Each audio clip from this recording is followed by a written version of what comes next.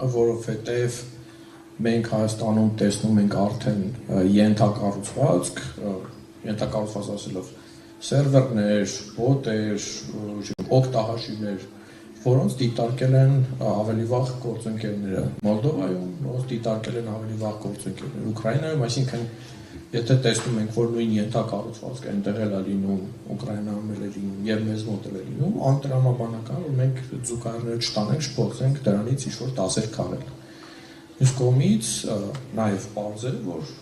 յուրաքանչյուր Մոլդովա ինքը իր համար Մոլդովա է, նկատի ունեմ Հայաստանը կտրուկ տարբերվում է եւ սպառնալիքներով եւ դաշտով։ Մեզ մոտ միշտ 90-ականների վերջերից ամենախոշոր սպառնալիքների վեկտորը եղել է Ադրբեջանը, այն աստիճան, որ հաճախ Ադրբեջանը նաև օգտագործել է ռուսաստանյան լրատվամիջոցները, ռուսաստանյան ինֆոհարթակները Հայաստանի վրա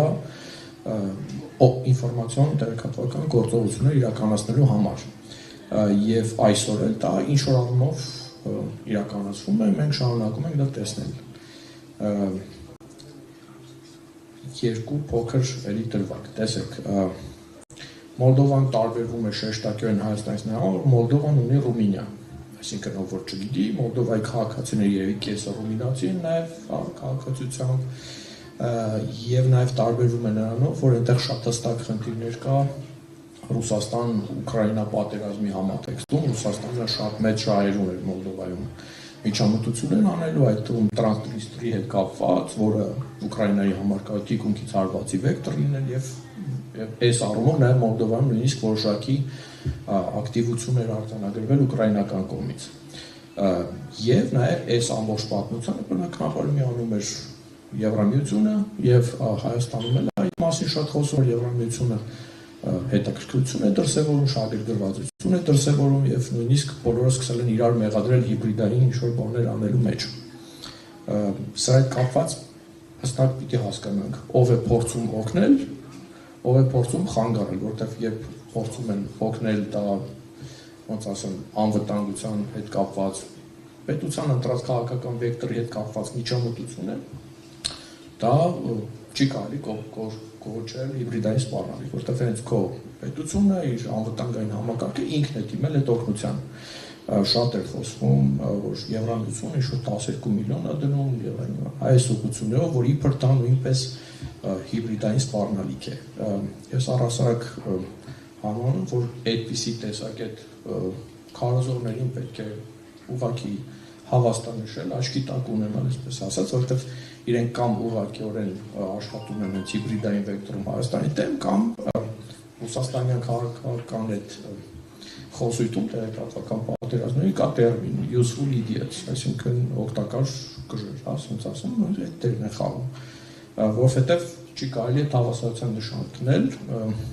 մյուս կողմից պիտի հասկանանք, որ Ռուսաստանը Հայաստանի ամենախոշոր գործընկերն է, տնտեսական ամենալավ պարտներն է եւ անընդհատ խոսել, որ ռուսները վաղ եկան մեզ վնաս տալու, միանշանակ չի եւ դա վնասակար խոսույթ է։ Ինչ եմ այսքան այս մասին խոսում, որովհետեւ այս բոլոր իրողությունները, սրանց կիսատ բռատ հասկացվածությունը թարգմանվում է հայաստանյան մեդիայի վրա,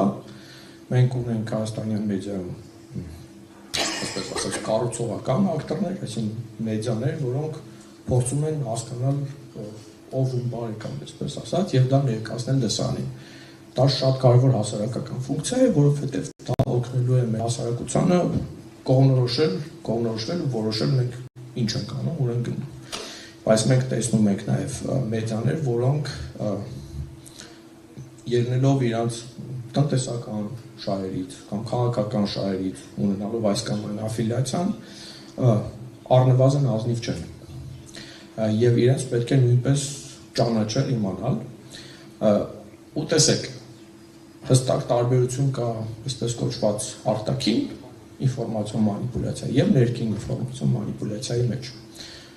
Մենք շատ մեծ ծավալի ներքին տեղեկատվական մանիպուլյացիա ենք տեսնում։ Իշխանությունների կողմից, ընդդիմության կողմից, նույնիսկ ինչ-որ չեզոք ծեվացող մարդկանց կողմից։ Դա նորմալ իրողություն է, այսինքն ցանկացած պետության ներսում կարող են լինել քաղաքական գործիչներ, որոնք սուտ են խոսում եւ հետո դառնում են Ամերիկայի նախագահ, բայ կներեք։ Բայց երբ սկսվում է արդեն կոնկրետ մանիպուլյացիա դրսից,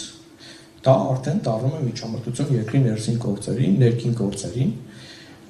դրան երբեմն կոչում են հիբրիդային պատերազմ, երբ նա զուգորդվում է նաև գետնի վրա իրողություններով, օրինակ ինչ-որ տեղեկատվություն է տարածվում, փակվում է ինչ-որ սահմանում հայաստանյան բեռնատարների համար ինչ-որ ճանապարհ, հետո եւս մի հայտարարություն է հնչում, որ այ որ դուք լավ լինեիք, տես չէր լինի, այդ արդեն պարզ ասած հիբրիդային է, որը մենք նույնպես տեսնում ենք։ Ուշագրավ է, որ դրա մասին ավելի շատ խոսվում է, քան կա, հա, եւ դա նույնպես շատ վնասակար է եւ պատահական չի, որ տեղ է տալի ամեն տեսակ մեմերի այն մասին, որ մեր հիբրիդը Kia Sorento է կամ ես չգիտեմ ինչ ասեմ։ Կարծում եմ մենք պիտի փորձենք սովորել այս ամեն ինչը մի քիչ ավելի գիտական հայացքով նայել, հստակ չափել ու ավել պակաս այս մասին չխոսել։ Ես կարծում եմ, որ մինչև հիմա մենք տեսել ենք տարբեր ակտորների դիրքավորում, ներքին եւ արտաքին, հա, մեդիաների, ինֆլուենսերների, բոտերի նույնիսկ ամեն ինչ այդքան դեռ չի հասկացել, ինչքան կարող է լինել։ Ավելի մեծ հոգեր մենք տեսել ենք 2021 թվականին, ուղղակի դեռ չգիտեինք, որ դա հիբրիդ էր կամ չգիտեմ տեղեկատվական էր։ Եվ հիշում ենք, որ ընտրություններից մի շաբաթ հետո ինչպես այդ հոսքը կանգնեց։ Կարծում եմ մեր հասարակությունը բավական պատրաստված է, մեր մեդիաներն էլ են բավական պատրաստված, բայց իրանք մեծ հաշվով ճար չունեն։ Այսինքն, քանի որ Հայաստանում ամեն ինչ արվել է մեդիաների տնտեսական հիմքերը խարխլելու համար եւ ոչինչ չի արվել իրենց համար ներդրումային նորմալ տարր ստեղծելու համար, մեդիաները հիմա ստիպված են ճարել քաղաքական տերեր եւ համապատասխան դիրքավորվել։ Դրա հետևանքով թունավորվում է մթնոլորտը, դրա հետևանքով մարդիկ չգիտեն ում հավատալ եւ ոչ մեկին չեն հավատում։ Այնպես որ եթե անկեղծ մեր մեդիան գիտի ինչ անել, բայց երբեմն նույնիսկ ճար չունի, որովհետեւ նաեւ պետք է գոյություն ունենան։ Մոտապես այսքան։ Շնորհակալություն։ Մենք շատ բազմաշերտ խնդիրների